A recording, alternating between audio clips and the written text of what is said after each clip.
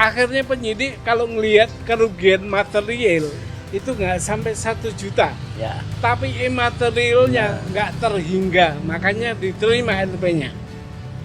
Karena penyidik tadi bilang ISBN itu ibarat kita punya KTP, identitas bagi penulis dan pemilik buku.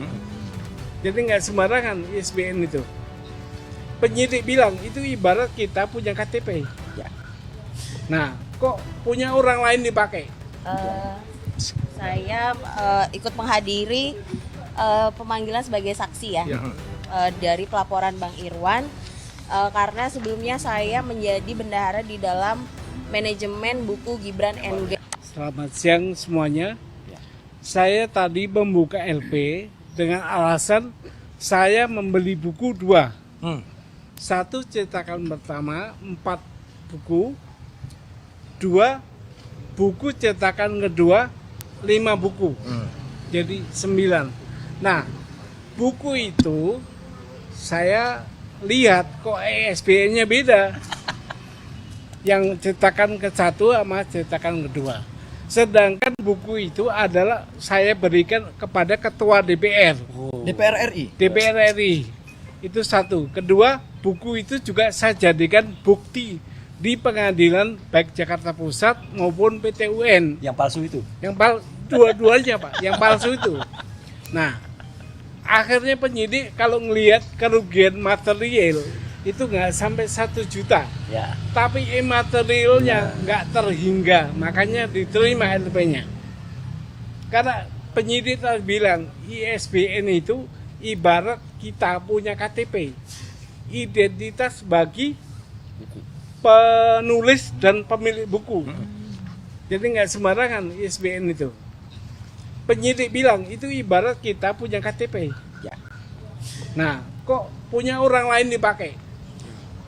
Yang pertama itu punya orang lain, Iya. punya profesor siapa gitu loh. Iya. Nah, itu makanya alasan itu cukup kuat sehingga LP saya diterima. Alhamdulillah. Itu aja. Oke. Terima kasih. Oke. Oke, yang kedua, Mas Roy sebelum Mas Roy, Iya, Pak Irwan. saya eksklusif lagi kepada Bang Irwan, salah satu juga pelapor dalam dugaan tindak pidana penipuan dan penggelapan yang sudah diperiksa ya, Bang Irwan ya. Mungkin bisa diupdate sedikit pemeriksaannya kemarin dan rencana ke depan untuk pemeriksaan saksi-saksi, Bang. Oke, baik, terima kasih pada pengacara kami yang sangat luar biasa ini yang selama ini mendampingi kami. Baik, saya Irwan Esos, biasa panggil Arya dari Timur Indonesia, yang hari ini hadir di Ibu Kota Jakarta untuk melaporkan Saudara Rismond Hasilon Sanipar, yang dimana telah menerbitkan buku ini dan kami telah membelinya, dan tiba-tiba kami melihat dalam media televisi maupun melalui YouTube telah menyatakan bahwa isi buku ini tidak sesuai apa yang dia telah tulis, sehingga kami merasa ditipu dan kami membuatkan laporan di Polda Metro Jaya. Untuk itu, alhamdulillah kami telah melaporkan tanggal 24 April kemarin 2026 di Polda Metro Jaya tentang kasus penipuan dan penggelapan. Karena apa? Saya rencana membeli buku ini di acara Car Free Day di Bundaran Hotel Indonesia waktu itu hari Minggu tanggal 25 Januari 2026. Ya. Itu saya akan membeli kurang lebih 200 atau 300 buku. Iya. Itu akan, tapi stok buku yang dibawa pada saat acara itu tidak banyak, hanya kurang lebih 60. Makanya saya borong semua yang 60 itu dan sisanya saya akan bayar nanti. Setelah kami membaca, ternyata alhamdulillah ini sangat membuat kami teredukasi untuk seluruh rakyat Indonesia tentang masalah ijazah wakil presiden kita yang diduga palsu dan tidak ada itu, sehingga kami membelinya sangat banyak untuk membagi pada masyarakat. Dan tiba-tiba kami sangat shock dengan pernyataannya Pak Rismond bahwa dia menganulir isi buku yang ada di dalam buku yang telah ditulisnya, sehingga kami merasa tertipu, sehingga kami membuatkan laporan di Polda Metro Jaya ini, dan alhamdulillah kami sudah ditindaklanjuti laporan kami beberapa minggu yang lalu ini. Kami setelah diperiksa, alhamdulillah telah diterima oleh penyidik dan insya Allah kami akan mengawal terus laporan kami ini dan tidak akan cabut atau apalagi RJ ya, itu karena ini hadiah. Kami akan tunjukkan kepada rakyat Indonesia bahwa kami benar-benar menyuarakan kebenaran untuk seluruh rakyat yang ada di tanah air. Dan kami insya Allah dan kami sudah diperiksa juga oleh penyidik. Kami diperiksa itu 2 hari. Hari pertama itu 4 jam dan hari kedua sekitar 6 jam. Jadi cukup memang maraton kami diperiksa untuk membuktikan laporan kami tentang Pak Arismon Hasilon Seniper ini. Oke, terima kasih. Ya.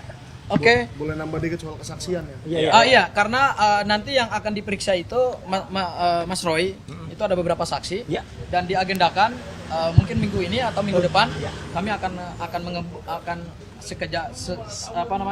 mengejar segera pemeriksaan terhadap beberapa saksi yang sudah confirm dan surat pemanggilan itu sebenarnya sudah ada. Cuman karena kemarin ada beberapa jadwal yang tidak pas sehingga harus kami sinkronisasi lagi untuk jadwal minggu depan dan surat pemanggilan saksi-saksi itu sudah disampaikan secara patut dan sah oleh penyidik Polda Metro Jaya yaitu Bang Michael dan kemudian adalah Mbak Hana bendahara buku Gibran Endgame. Nah, silakan. Dari saya dulu ya, sebentar lagi Mbak Hananya juga akan datang nih, dalam sekejap. Nah, saya dulu adalah koordinator manajemen buku Gibran Endgame. Dan saya mengetahui betul bagaimana proses buku Gibran Endgame ini ditulis, mencari percetakan, siapa yang tahu isi yang dikirim ke percetakan terutama ISBN tadi. Saya tahu betul siapa namanya Arif Iksan itu. Dia yang mencari percetakan, dia yang menghubungi percetakan, dia yang tahu naskah apa yang masuk ke dalam percetakan bersama Rismon Hasiolan Sianipar, istrinya yaitu Vivian Siahaan, doktor, dan saya nggak kenal siapa lagi, nanti saya dibilang memfitnah lagi. Ada seseorang perempuan bernama Hanianti. Saya tidak tahu dia siapa, saya tidak pernah kenal dia. Ya, jadi 4 orang itu lah yang sampai sekarang masih menjadi manajemen buku Gibran Endgame. Kenapa saya bilang masih menjadi manajemen?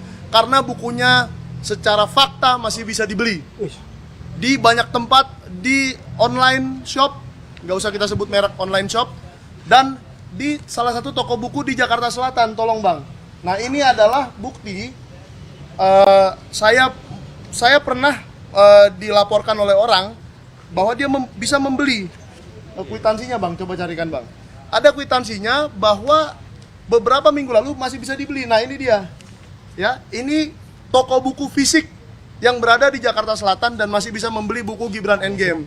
Jadi bohong kalau dikatakan buku Gibran Endgame sudah ditarik dan tidak bisa dibeli. Maka dengan begitu, saya sebagai mantan koordinator sangat-sangat prihatin dan saya sangat mendukung laporan dari Bang Irwan dan Pak Subhan Palal supaya kita mendapatkan kebenaran. Dan sekarang ada Mbak Hana Karistiakusa yang pernah dicatut juga namanya, katanya mau datang ke rumah Pak JK, padahal dia mengetahui segala fakta tentang keuangan Gibran Endgame. Silakan Mbak Hana. Assalamualaikum warahmatullahi wabarakatuh. Waalaikumsalam. Jadi pada hari ini saya Maju dikit Mbak. saya ikut menghadiri pemanggilan sebagai saksi ya.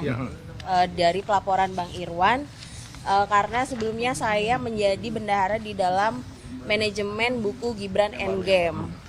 Jadi mungkin nanti saya akan kooperatif menjawab berbagai pertanyaan dari penyidik dan saya juga sudah menyiapkan bukti-bukti yaitu rekening koran. Ada 2 rekening, satu rekening penjualan, satu rekening donasi. Dan bulan Januari dan Februari dua-duanya sudah saya print out semuanya. Jadi ya itu aja dari saya. Tinggal Oke, Mas Roy, sebelum nanti ayo Pak Yaya dulu. Pak Yaya salah satu anggota tim kuasa hukum yang menggugat CLS Citizen Lawsuit. Mangga silakan Pak. Baik, assalamualaikum warahmatullahi wabarakatuh. Perkembangannya Pak ya. Mohon maaf saya datang agak terlambat ya. Pas. ya izin menyampaikan ya terkait dengan masalah citizen lawsuit ini, banyak sekali yang kurang paham. Kadang dikira citizen lawsuit itu kita ingin menghantam orang, bukan. Ya, citizen lawsuit itu merupakan suatu gugatan warga negara kepada penyelenggara negara. Nah, yang digugatnya siapa? Yang digugat itu penyelenggara negara yang digugat. Ini orang kesannya bahwa wah, yang digugat ini mengenai si A, si B, si C, bukan. Ya, urutan ini semua ini karena adanya kekacauan di dalam manajemen penyidikan. Ya, di dalam manajemen penyidikan itu peraturan Kapolri asal mulanya dari nomor 12 2014, kemudian dicabut dengan peraturan kepolisian, bukan perkap ya, peraturan kepolisian yang ditandatangani oleh Kapolrinya Pak Tito pada saat itu, nomor 1 tahun 2019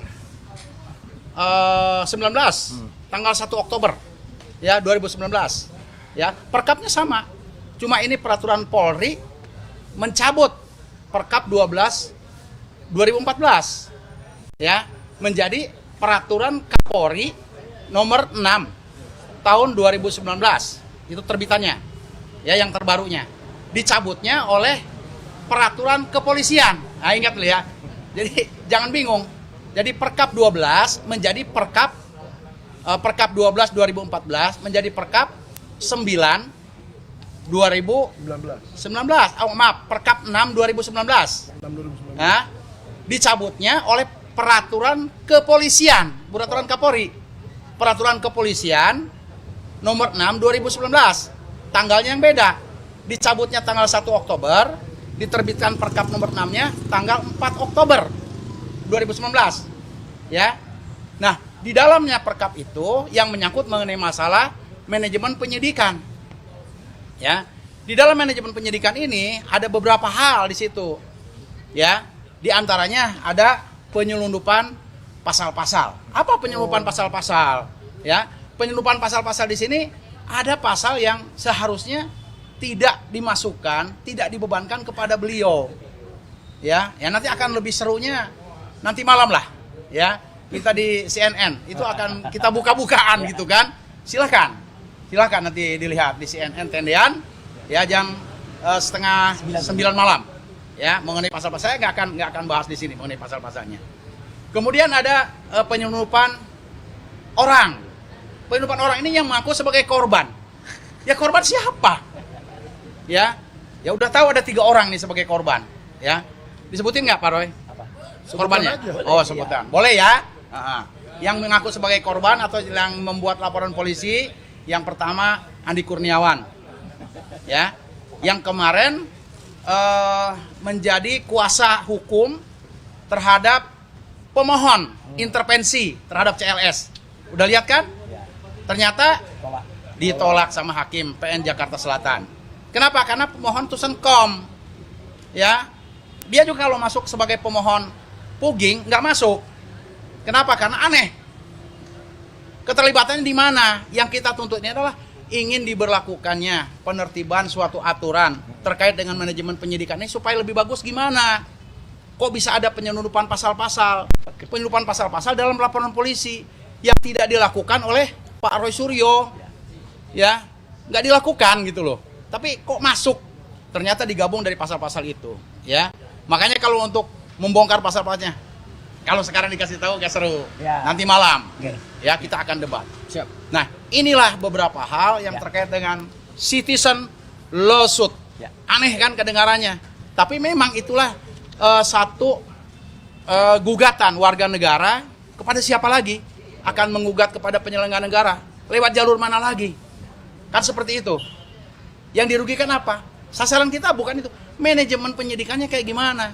Lah kalau misalkan orang-orang sekarang ngomong di depan terkait dengan masalah pejabat publik untuk mengetahui kebenaran tentang dokumen-dokumen, ya nggak boleh dilarang. Ya boleh kasih lihat jawabannya. Ini loh akte lahir saya, ini loh ijazah saya. Selesai masalah. Iya kan? Nggak usah panjang lebar bertahun-tahun. Ini luar biasa.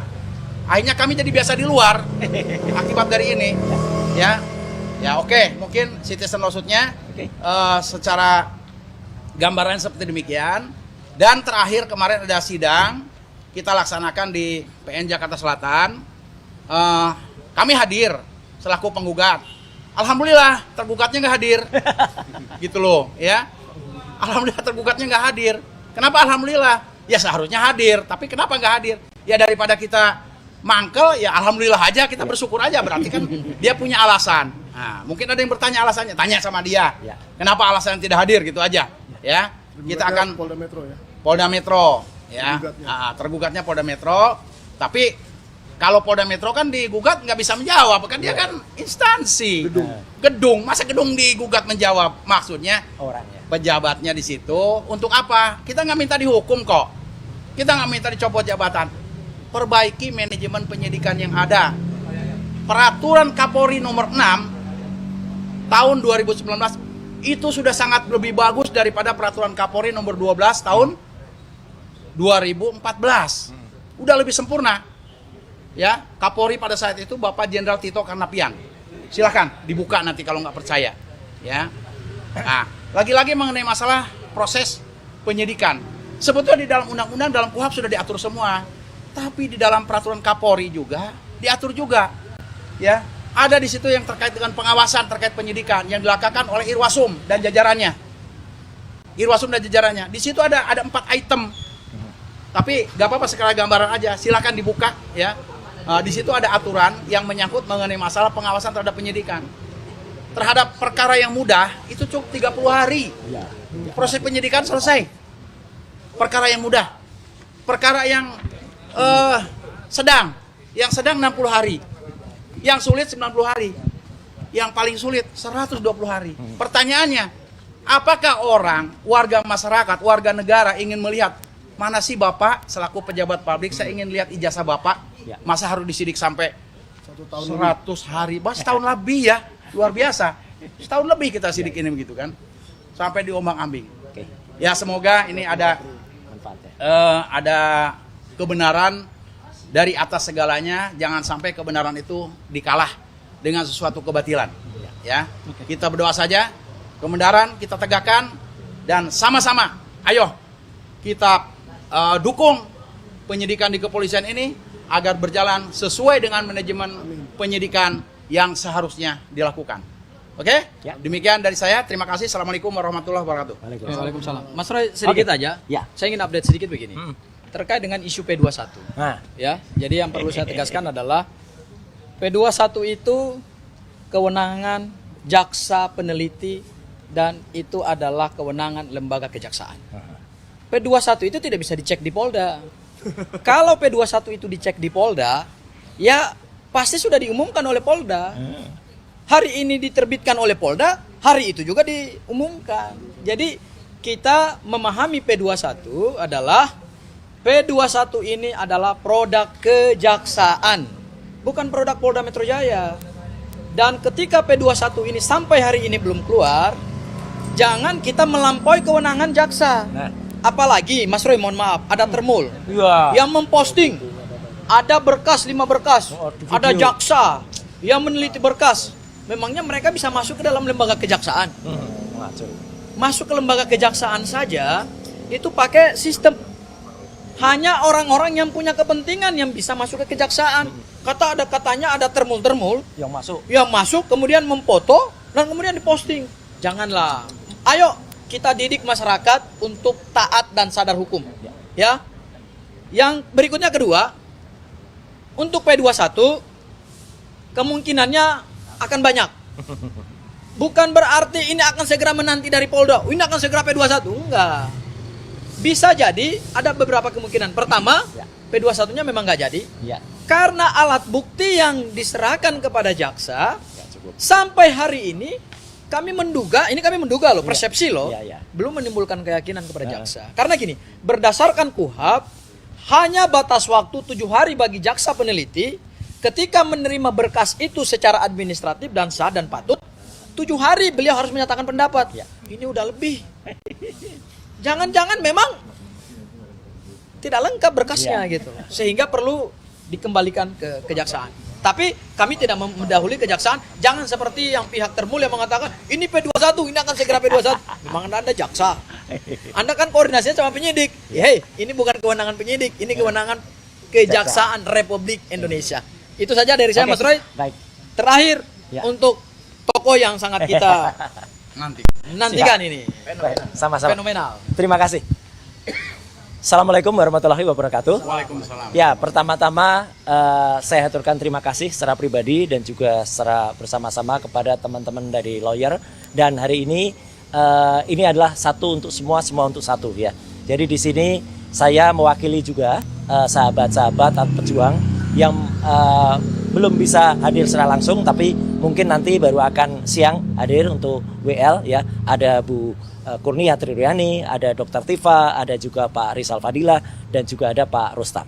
Jadi kita bersama-sama ya itu. Demikian juga dengan tim hukum yang ada. Ya, ini tim hukumnya sama, gabungan juga ini semuanya. Jadi kalau ada termo mengatakan pecah, pecah apa ya gitu. Kalau dalam bahasa Jawa pecah dasi gitu ya itu. Jadi nggak ada itu ya. Kita tetap kompak, kita bersama. Dan kenapa kompak? Karena itu juga sesuai dengan tadi disampaikan oleh Mas Gafur Sangaji ya, bahwa hari ini kita memperingati 118 tahun ya kebangkitan nasional. Dan pada saat kebangkitan nasional dulu, tadi udah sedikit di-spill ya, ada organisasi didikan namanya Budi Utomo, pendirinya adalah Dr. Sutomo, Dr. Wahidin Sudosodo, Dawes Dekker, dan lain sebagainya ya. Kemudian tahun 1912 kemudian muncullah organisasi, ada Indische Partei dan lain sebagainya. Itulah yang membangkitkan para pemuda, para pejuang Indonesia untuk melawan Belanda. Setelah itu 20 tahun kemudian, tahun 28 kita Sumpah Pemuda, dan setelah itu dari tahun 08, 37 tahun kemudian kita memproklamirkan kemerdekaan Indonesia. Nah, jadi hari ini kita juga memproklamirkan insya Allah kemerdekaan hukum Indonesia kembali, ya, gitu. Karena sudah mulai tanda-tandanya mulai muncul, ya, tanda-tandanya, gitu ya. Ya, kenapa? Karena inilah pertolongan dari Tuhan Yang Maha Kuasa, Allah Subhanahu Wa Taala, ya. Yang pertama adalah tadi, ya, yang kuatannya Tromul mengatakan P21. Gimana P21? Dominis litisnya, ya, artinya yang paling dominan menentukan itu adalah pengendalinya adalah pihak kejaksaan, ya. Polda Metro Jaya saja, ya, itu kemarin menyatakan Pak Budi, ya, Kombes Budi, namanya Budi tapi tulisannya Budi, ya, itu mengatakan kita doakan.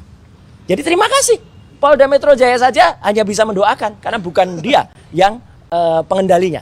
Jadi pengendalinya adalah kejaksaan. Kok bisa? Tadi saya jelaskan ya, itu beredar video dan juga foto. Termol itu katanya ada tumpukan berkas, terus itu ada nama-namanya. Ada Roy, Tifa, Rustam. Itu hoax ya. Dan itu sebenarnya kalau kemudian kejaksaan keberatan, karena sama saja dengan kejaksaan kebobolan. Sudah ada orang yang bisa masuk dan memotret.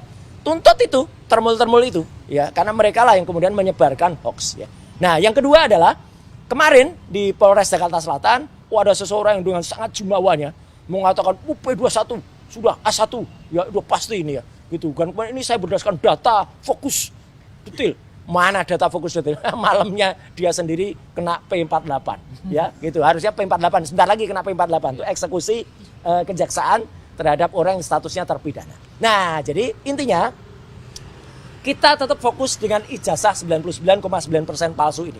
Jadi kita tidak bergeser dari sini. Izin, boleh dipegang ya. Jadi kalau ada orang mengatakan itu sudah nggak fokus lagi itu kelompok, enggak. Justru kita tetap fokus ke sini. Ya, dengan kita fokus ke sini, kita menyoal ya yang namanya waktu yang sudah sangat panjang, waktu yang sudah sangat lewat, yang harusnya 14 hari, kemudian sudah lebih dari 90 hari, ya. Dan juga kita menyoal ada buku Gibran Endgame, ada buku nanti saya sebutkan juga ijazah Jokowi tidak pernah ada. Ini semuanya ujungnya semuanya ke sini. Dan ijazah ini bukan ijazah ansih. Ya, sekali lagi, ijazah ini tidak bisa terbit tanpa adanya. Nah, bukti ini sekali lagi yang saya selalu bilang, ini bukan hanya dokumen digital, analognya sudah saya pegang sekali lagi. Pada tanggal 15 April tahun lalu, waktu itu masih bersama Dr. Eng, Respon Hasil Sianipar M. Eng itu ya, sama Dr. Tifa di UGM di ruang 109 Fakultas yang nyerahkan Pak Rektor. Dan di dalam skripsi ini banyak sekali keanehan. Saya nggak akan ngulangi lagi ya kesalahan-kesalahan yang ada, termasuk nggak ada lembar pengujiannya. Dan yang terakhir yang saya bilang waktu itu adalah apa? Bahkan putrinya sendiri, putrinya Prof. Ahmad Sumitro ini menyatakan tanda tangannya tidak sama dengan tanda tangan ayahnya. Namanya juga beda. Ya, tanda tangannya beda, namanya beda. Harusnya Prof. Ahmad Sumitro pakai U, waktu itu pakai U. Ini bukan hal yang sederhana. Kalau kemudian mengatakan biasa itu OE Su, nggak bisa. Saya pun kalau ditulis Roy Soeria ya saya nggak mau tanda tangan. Ya nggak boleh kayak gitu ya. Jangan mensimplify masalah yang itu prinsip.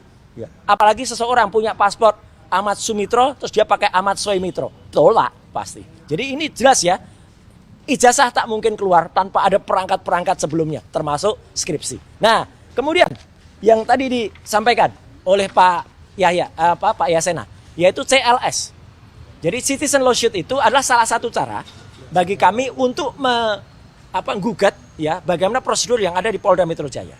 Dan sempat diganggu oleh termul itu. Ya, ada termul yang katanya waktu itu mengumpulkan 1.000 pengacara. 1.000 apa yang munculannya berapa ekor gitu Pak. Ya, nggak ada 1.000 itu. Dan ternyata ditolak mereka. Mereka kan mau melakukan gugatan intervensi. Mana nggak ada. Sudah hari pertama nggak bawa surat kuasa. Yang kedua juga nggak bawa kelengkapan lagi ya, basnya nggak ada. Yang ketiga tolak udah mereka. Jadi mereka mau menggambat ya gitu. Dan orangnya yang mau menggambat itu kemarin udah mulai nongol. Kabarnya dia di-ban oleh KPI. Ya gitu, Komisi Penyiaran Indonesia, karena konon itu gara-gara dia bawa borgol di TV. Emang nggak boleh orang kok bawa borgol, emangnya dia siapa ya gitu, bawa-bawa seenaknya. Nah terus update berikutnya, saya dan Dr. Tifa sudah mendapatkan akte registrasi sengketa di Komisi Informasi DKI Jakarta. Ini yang kita gugat sama Polda Metro Jaya lagi. Ya, karena apa? Kita ingin minta daftar dari 709 barang bukti. Daftarnya saja. Ya, gitu. Enggak perlu isinya karena dikatakan, "Oh, itu kan barang bukti." Oke, daftarnya mana? Yang namanya gelar perkara itu perkaranya digelar, barang-barangnya digelar semua. Ini enggak pernah ada yang namanya gelar perkara itu. Gelar perkara itu goib, ya. Gitu. Enggak pernah ada barang-barang yang ada. Hanya dikatakan aja. Kalaupun itu ditampilkan hanya dalam bentuk digital waktu itu di Mabes Polri. Jadi ini kita minta secara fisik daftarnya seperti apa. Dan ini juga jalan. Jadi banyak ya, satu ada CLS tadi, kemudian ada gugatan ini.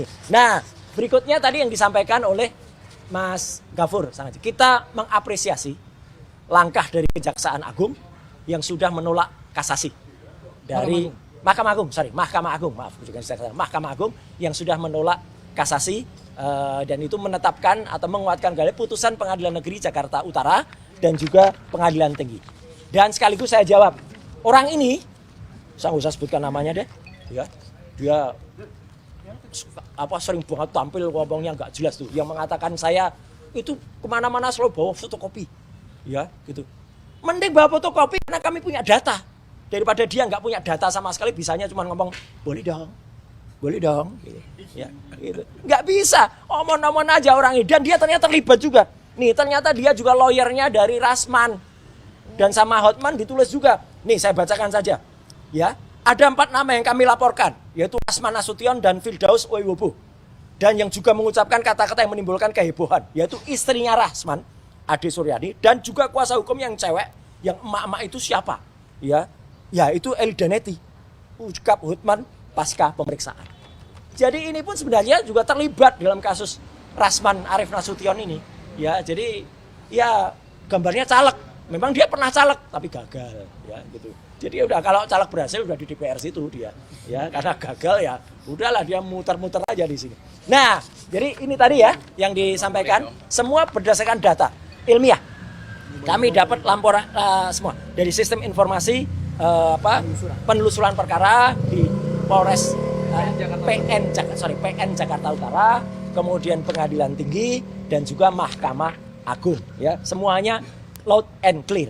Dan yang terakhir yang ingin saya sampaikan kepada teman-teman semua, ya. Jadi ini belum terakhir. Ini lucu-lucuan aja tambah. Jadi kelakuan dari Rasman itu termasuk salah satu di TV swasta waktu itu di acara live ya. Jadi dia pernah mengatakan, ini salah satu contoh ya kebohongannya dia.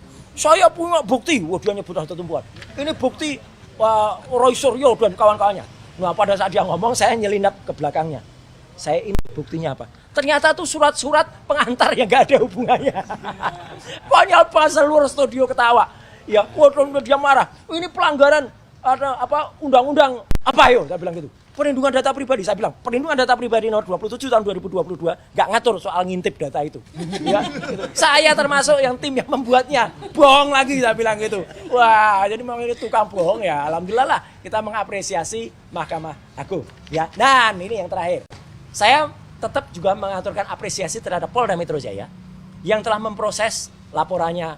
Insya Allah tadi yang menerima laporannya Pak Subhan, laporannya Pak Irwan, laporannya Emat, kamu akan jadi saksi ya di sini, ya. Dan juga laporan saya terhadap termul itu, ya. Kemarin juga ada pemeriksaan, ya, terhadap salah satu termul, ya, namanya Laurentius, ya, itu dilaporkan juga ya. Dan juga kelihatan banget wajahnya itu. Biasanya dia wah gitu, ya. Kemarin diem itu, sama kayak si Thoyib Fanani, alias Agri Fanani, ya. Dia juga diem waktu dilaporkan. Nah ini alhamdulillah sudah jalan.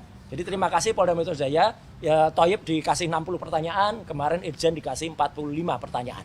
Ya, nanti akan ada lagi tuh orang-orang yang nanti dipanggil, termasuk yang naik meja tadi ya, Wulwobo, ya, kemudian ada Danang, ada juga si kempong-kempong itu ya. Itu terus ada juga yang ngaku-ngaku dari salah satu kota ya, Blacker itu, terus ada juga butar-butar itu. Ya, jadi semua akan diproses. Semua harus sama di mata hukum, apalagi ini adalah Hari Kebangkitan Nasional. At last but not least, nah ini tokoh konyol yang juga saya sampaikan, orang semacam ini nggak boleh ya. Jadi apa? Ini yang ditunjukkan. Jadi dia dalam statusnya sih belum kayak Rasman. Kalau Rasman udah naik statusnya, dia belum. Tapi ya mungkin akan ada kasus buat dia ya. Saya sudah laporkan Pak. Sudah ya. Dan nanti ada kasus yang dia sering lari sendiri, balik lagi, itu ada nanti. Ya itu ada kasusnya nanti. Saya belum akan cerita. Dia kemudian selain mengaku sebagai apokat, bukan advokat ya, apokat. Dan itu melanggar juga di undang-undang ngaku. Ternyata pernah ketika dialog saya di salah satu TV, ya ketika penyiarnya juga mengatakan waktu itu, ya, oh, Bapak nggak boleh gini. Ternyata dalam break dia nunjukkan kartu ini. Terus penyiarnya, oh maaf Pak, itu namanya penggunaan kartu yang tidak benar, apalagi palsu. Ya, kalau ini diaku-aku seolah-olah kan itu kartu advokat. Ini hanya kartu member organisasi. Organisasi namanya Pradi Bersatu. Ini tidak boleh mengaku selaku advokat. Karena dia pendidikannya bukan advokat, dia D3. Bebus. D3 sastra Jepang ya, dan kemudian Bebus dan juga apa itu di Manila ya. Bukan advokat, tapi dia sok ahli apapun. Ya, jadi itulah yang kemudian terjadi. Jadi advokatnya apokat busuk ini ya. Jadi orang-orang busuk ini ya, itu kemudian harus kita lawan, dan ini ada titipan dari Michael ya selaku penerbit. Iya. Nah, buku ilmiah. Nah, iya. Langsung bukunya ya. Karena buku ini sudah sempat kita bawa juga ke Universitas Indonesia. Salut untuk UI dan belum salut untuk kampus yang belum menerima, nggak usah saya sebut kampusnya mana ya. Gitu. Insya Allah nanti kita akan roadshow ke kampus-kampus untuk membawa buku karya dari Pak Dr. Bonatua. Judulnya jelas banget ya. Ini biar tipis mereka aku pegangnya. Ya, ijazah Jokowi tidak ada. Dan ini ditulis berdasarkan 248 aturan-aturan yang semuanya ada di situ. Jadi, sekali lagi mohon titip teman-teman semua. Jadi hari ini kita tegakkan juga kebangkitan nasional untuk kita, kebangkitan hukum, dan kita bagaikan peribahasa. Ya, peribahasanya apa? Ya, meskipun ada yang menggonggong, ya. Apa itu yang menggonggong? Kafilah berlalu. Ya, kafilah tetap berlalu. Pejuang kebangkitan tetap berlalu meskipun Asu kabeh. Ini orang-orang yang mengganggu kita ya. Kita tetap teriakan ya, semangat untuk kebangkitan nasional. Sekian, terima kasih. Wassalamualaikum.